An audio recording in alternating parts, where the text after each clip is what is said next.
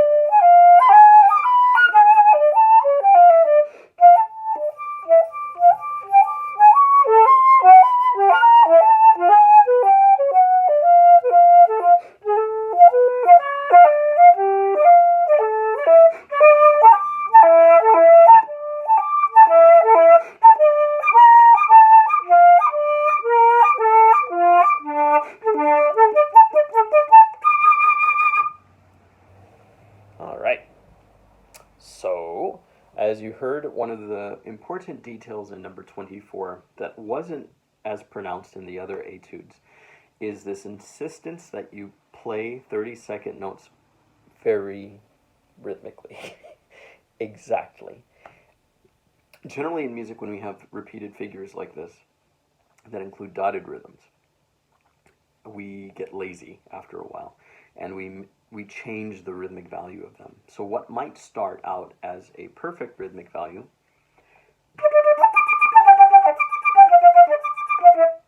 what I'm doing is I'm subdividing each one of those dotted notes in 30-second notes, just like we did in Etude 6 and I believe Etude number 10. And what you should do for all music in general, but especially number 6 was our first introduction on how to subdivide. I would recommend just to be really strict with your etude, do a practice version of all subdivided values on the dotted notes the first time through, so that you can become aware that as you play more and more, and you get more tired, and you might turn one of those 30-second notes into a triplet, or even worse, an eighth note, depending on how tired you are. So that's one consideration. The other consideration is put your breath marks very precisely in this one, so that you know where the phrases start and where they end.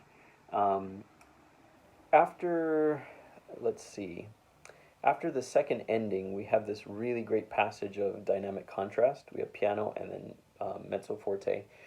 I believe that the mezzo forte, depending on which edition you have, is on the E, because I believe that the mezzo forte followed by the diminuendo is highlighting this E lower neighbor, E to D sharp.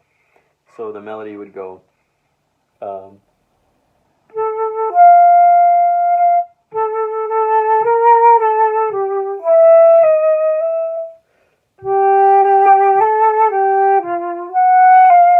that kind of idea. I played the wrong notes on the second one. I was trying to play the skeleton of it. Seems to be a lower melody on the 30-second notes, and then on your E and D sharp, that's a counter response to that. I hear voice. And then this one.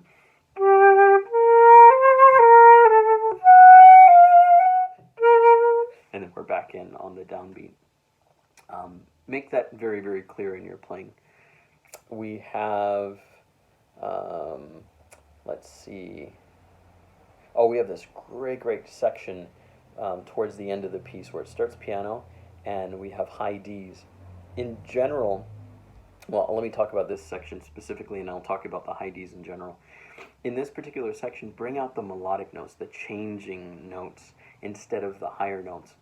As we learned in Etude number 1, the tendency on our instrument is for our high notes to pop out, this idea of register projection automatically on our instruments. It's hard for a flute player in the beginning of our studies to get a great sound, a loud sound on our low range of our instrument, whereas the high range is really easy to hear.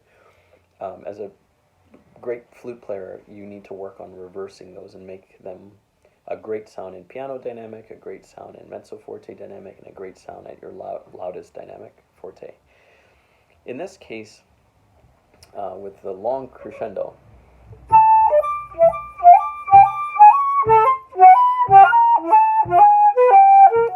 you want to bring out the lower notes because those are your melody. The upper notes, the dotted notes, are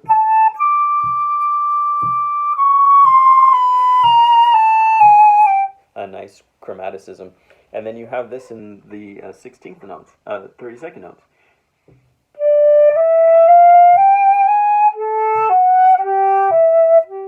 Some beautiful stuff, winding things. And if you're really compelling with your compound line, playing both of them independently at the same time as compound, it'll be more effective than just playing them all with no, if you play them all the same, then you're not elucidating something that's special about the compound line. So study your music very carefully, and the general comment that I was going to make on the high D is don't let them pop out louder than the other notes. In the beginning, this is a great test of your ability to do that. Barely audible high D. I'm bringing out the changing notes.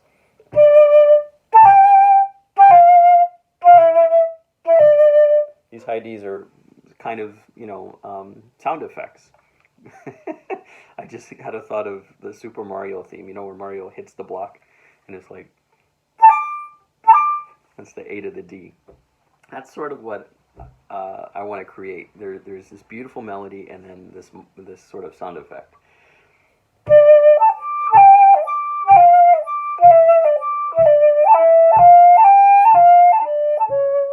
And then in that section, you want to bring out not the A's that repeat.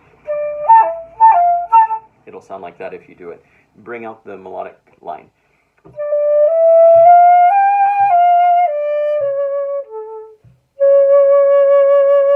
And be careful with your C sharps at all times, that they're not too sharp. And at the end, just celebrate that we're done with the entire Opus 33.